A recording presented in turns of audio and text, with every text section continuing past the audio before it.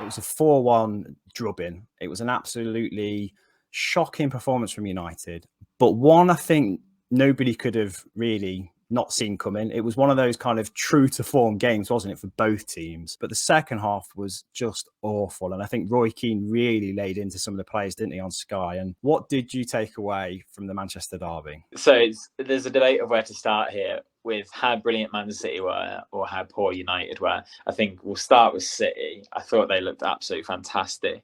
They clearly had a plan going into the game that they were going to target the right-hand side of United's defence, which, let's be honest, is quite easy to exploit at the moment. And with the kind of attacking talent Man City have got on that left-hand side, it was just really easy to overload them. The way City play around teams, they were at their absolute best. And when you look at the quality of someone like Phil Foden, who, honestly, I remember when he first started to break through, the talk around Phil Foden, I've never heard about an English player of his sort of age.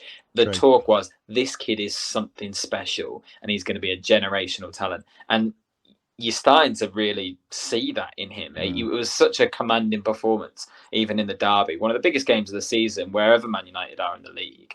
He was just outstanding. The skill that he clearly possesses was on show for all to see. The second goal, the way he creates that, it's unfortunate for him that he didn't score. To be honest, he really deserved it for that move over Lindelof. But along with that, when you've got players like De Bruyne at the top of their game, he's really come into form since coming back from injury as well. And Guardiola's comments after the game were really interesting because you know what he's like. When they've lost, he tends to talk about how brilliant the game was. And when they win, he finds something to pick at.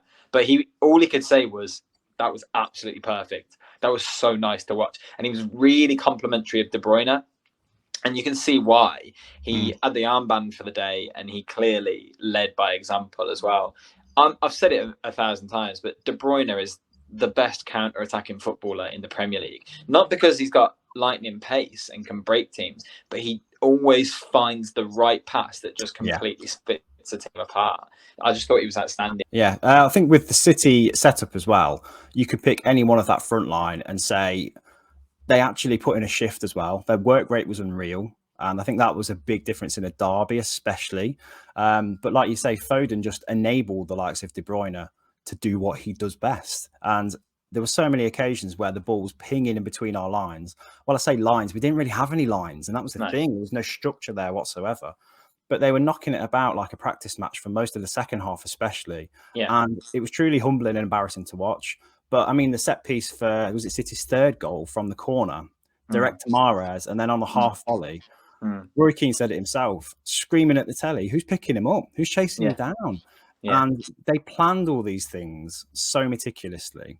And the difference between the two teams has never been more glaringly obvious than that particular game. It was both teams where they are now in a nutshell, and really highlights the job that Rangnick or whoever's taking over from him has to do in the next however many years it will take to get back to that kind of level, because at the minute, United are so off the pace, aren't they? You knew it was obvious what was going to happen in this game. And I think that's down to a few things.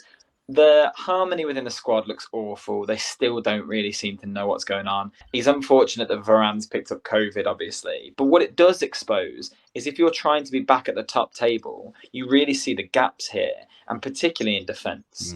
Their defence and midfield is so poor. So we've never actually seen Harry Maguire play at a top level. And he's 29 now, I think.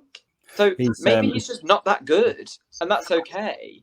He's good, though, but he's good when he's with somebody exceptional. And I think that's why he can't be captain, because for England, that burden's not on him. And he plays alongside John Stones, and they actually organise each other pretty well. It works out okay. And with United, when he's with Varane, they look a decent partnership. But he's got the armband. It's almost like it should be Varane's armband instead, because he's the one who's reading the play. He's the one who's marshalling the defence. And Maguire looks more comfortable against a player, alongside a player rather, like him. Give him the armband, give him a not as good a defender like Lindelof, and suddenly it's absolute chaos. He is not leadership material. But then who in that United team is at the moment, you know? Bruno Fernandes is the obvious choice for captain, really, in that side. And he didn't have a good game particularly either, to be honest. But he's a much better captain than Maguire would be in this moment. And the thing is with Maguire as well, like, you say he's good and he looks good when he's alongside Varane, but that almost worries me. That is his ability actually there? Because even with England, when he looks good, it's such a different setup to what United play. Yeah. Quite often it's a back five, and you've got Stones, but you've also got someone like Mings there, or you've got Carl Walker, or someone a bit quicker to cover behind him. You're also shielded by a much better holding midfielder in Declan Rice, or even Jordan Henderson at times. There's someone there to protect him, but he looks really out of his depth at the moment. He needs a run where he's not in the team, just to collect his head a little bit as well. He needs to be dropped for his own sake as well, just to alleviate some of the pressure on him, I think, because the other problem is he is becoming United's problem. He is the name that gets mentioned under everything. It's either Ronaldo's flopped, which I don't really think you can say, or Maguire isn't a good enough captain. So he needs, any good manager looks at that and goes, let me take some of the pressure off you for a little while. And I'm not taking a captaincy off you, but I'm going to rest you for a couple of games, let you regain some time. It's just, but Ranić doesn't seem like he's there for that.